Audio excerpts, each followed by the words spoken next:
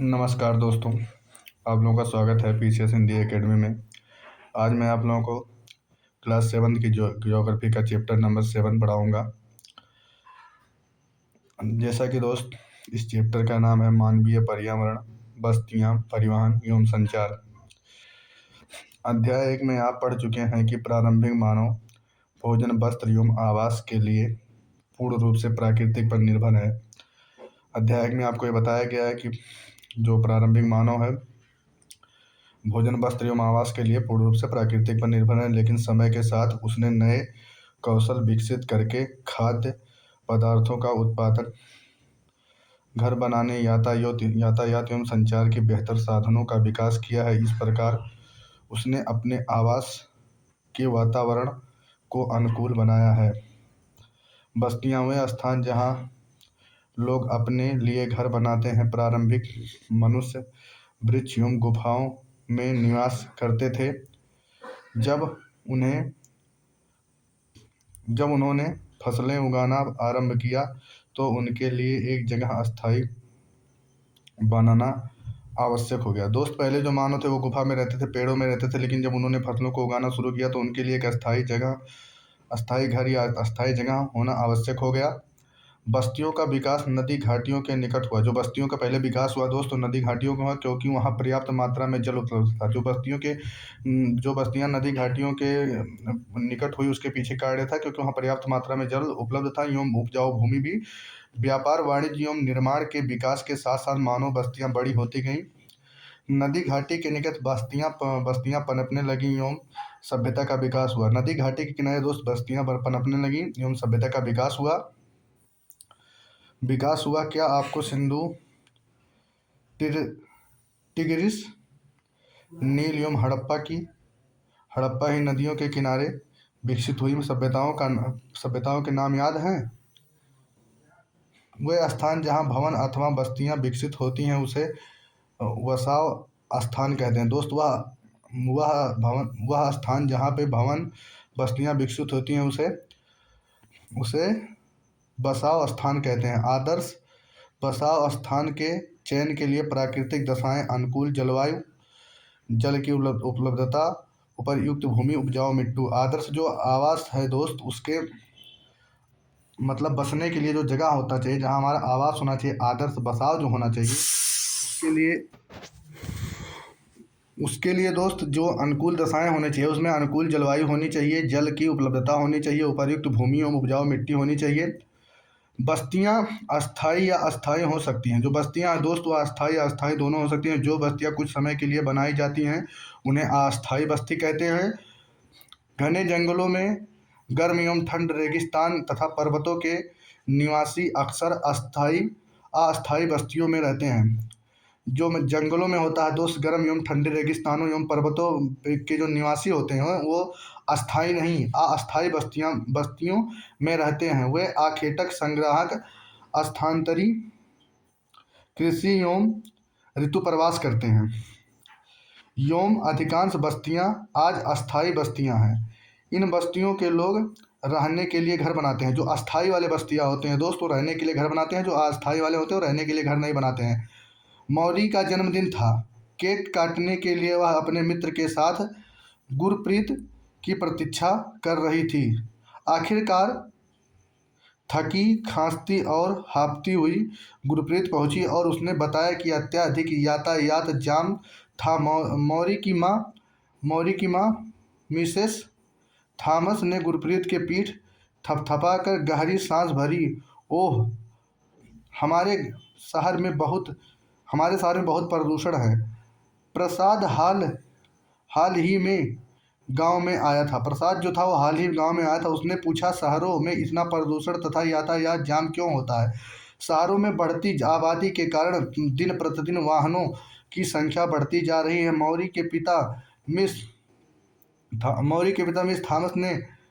Mister Thomas ने कहा कि मौरी ने पूछा, तब लोग शहर क्यों आते हैं?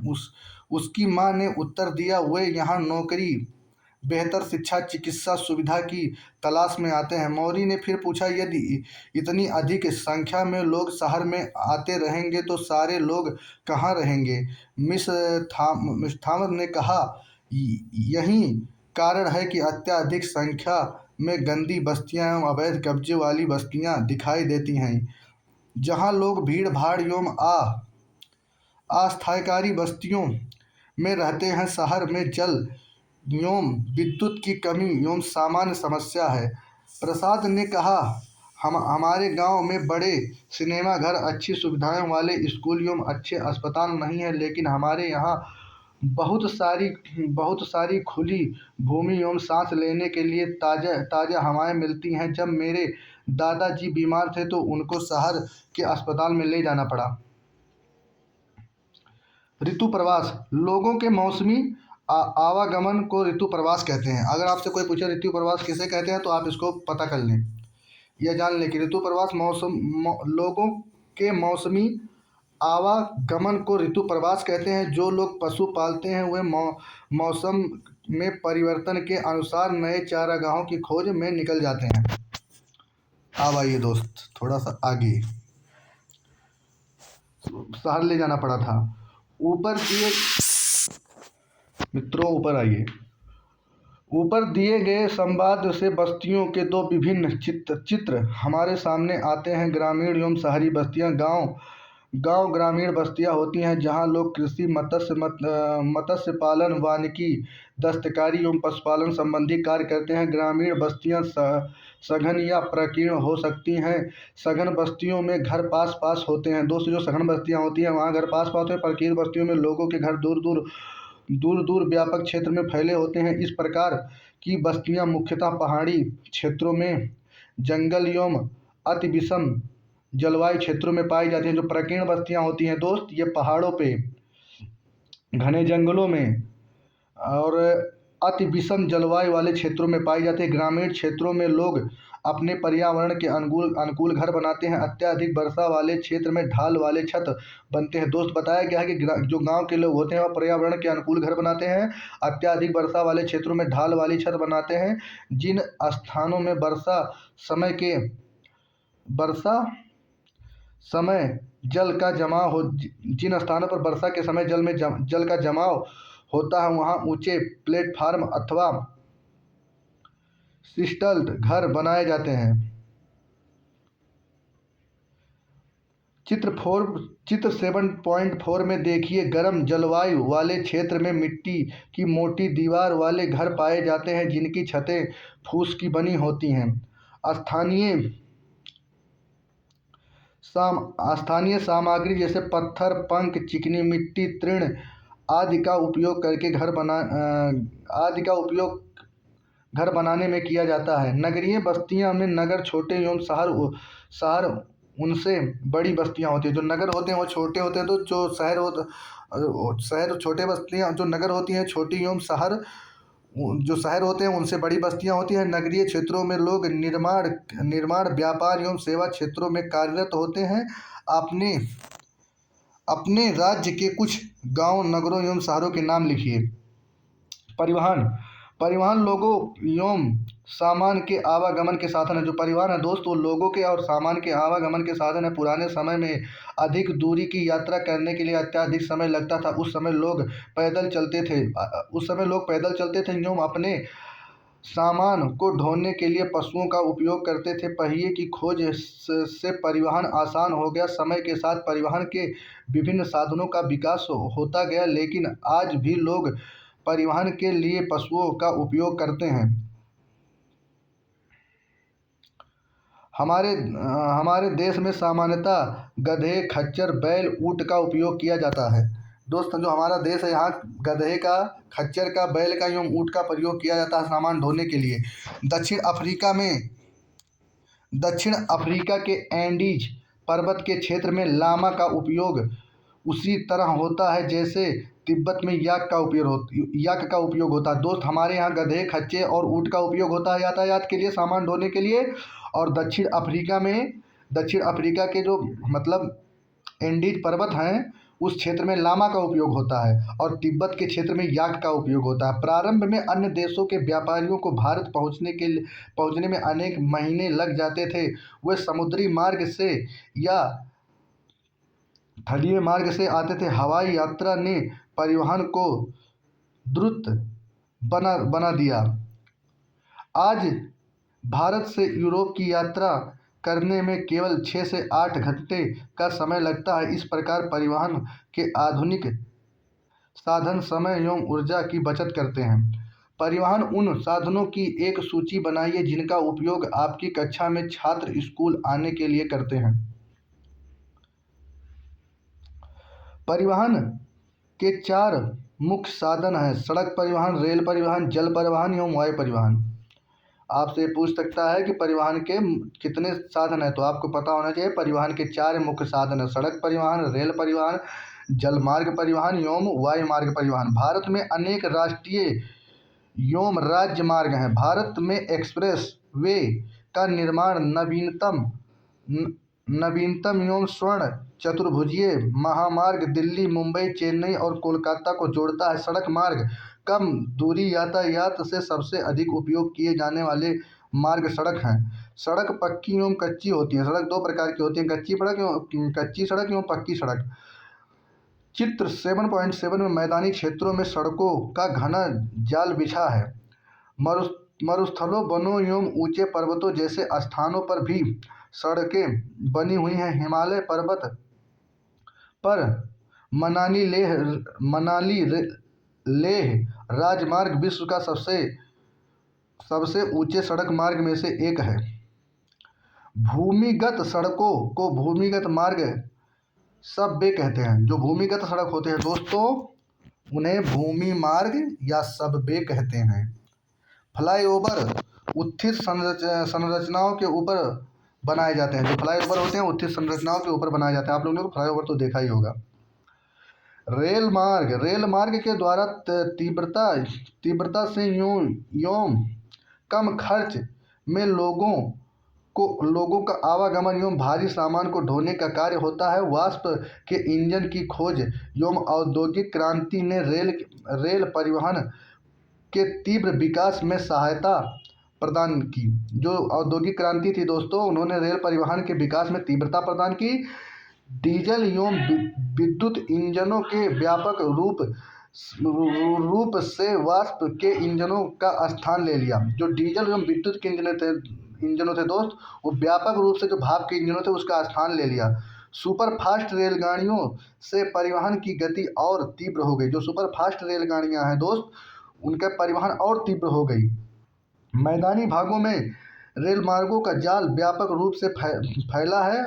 उन्नत प्रौद्योगिकी कौशल एवं दुर्गम पहाड़ी क्षेत्रों में भी रेल मार्ग बनाना संभव हो गया है, लेकिन इनकी संख्या काफ़ी कम है। भारतीय रेल मार्गों का जाल भली भांति विकसित है। यह एशिया में सबसे बड़ा है। भारतीय रेल मार्गों का जो जाल है दोस्तों, भली भांति विकसित है, एशिया में सबसे बड़ा है।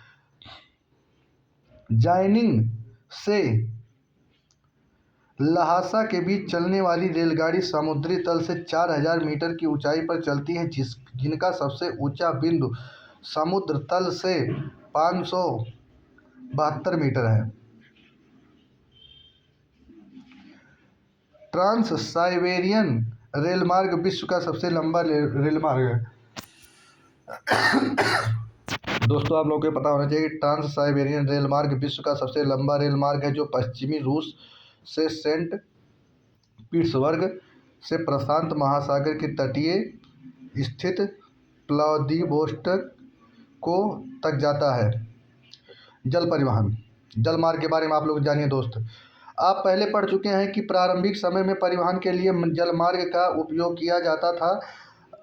अधिक दूरी में भारी एवं बड़े आकार वाले सामानों को ढोने के लिए जलमार्ग सबसे सस्ता साधन होता था। दोस्त, जो बड़े सामान होते थे, अधिक दूरी वाले जहाँ अधिक दूरी पे यदि हमें जाना होता था या हमारा सामान भारी होता था, तो उसके लिए जलमार्ग सबसे सस्ता साधन होता था। यह मुख्यतः 2 प्रकार के होते थे। जो जलमार्ग होते हैं 2 प्रकार के होते हैं: अंतर्देशीय जलमार्ग, समुद्रीय जलमार्ग।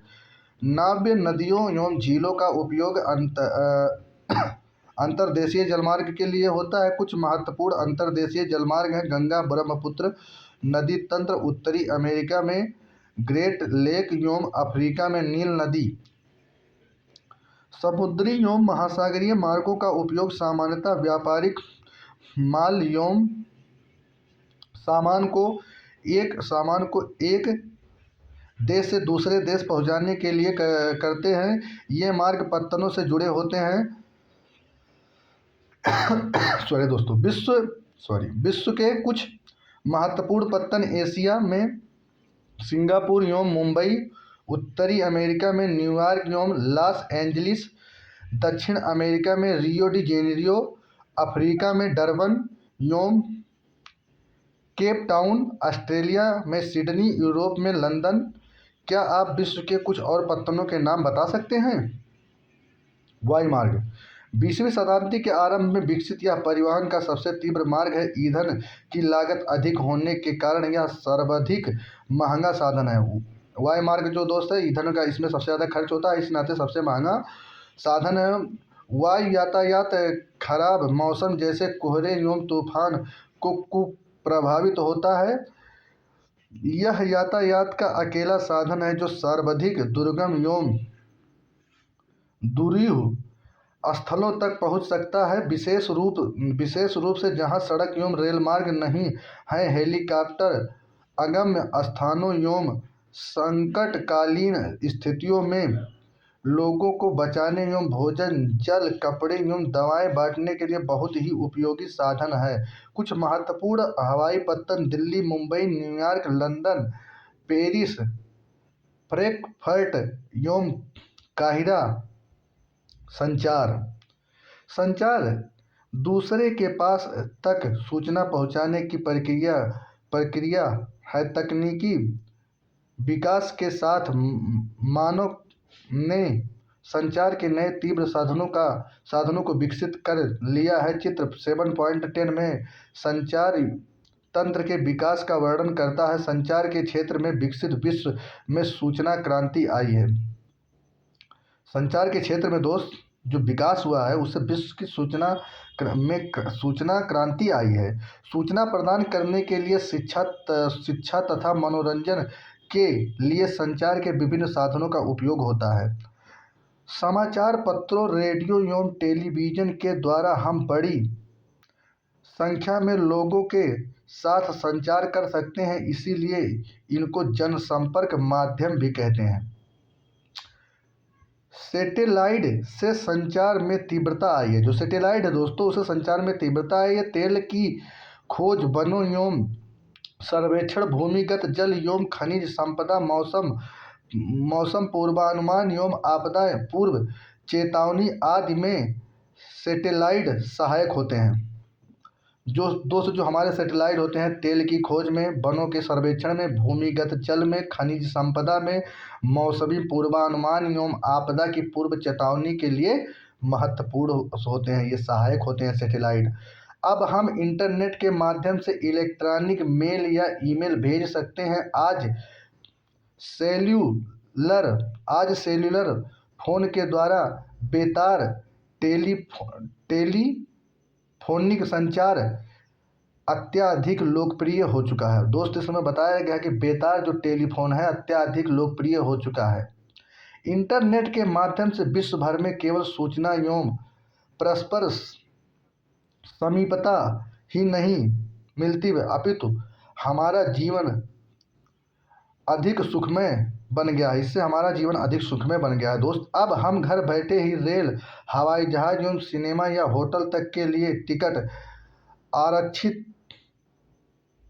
करवा सकते हैं। संपूर्ण विश्व में इस प्रकार लोगों के बीच, लोगों एवं सेवाओं तथा संस्थाओं के बीच तीव्र गति से आपसी संपर्क संभव होने के कारण आज हम एक बृहद विश्व समाज के रूप में विकसित हो रहे हैं।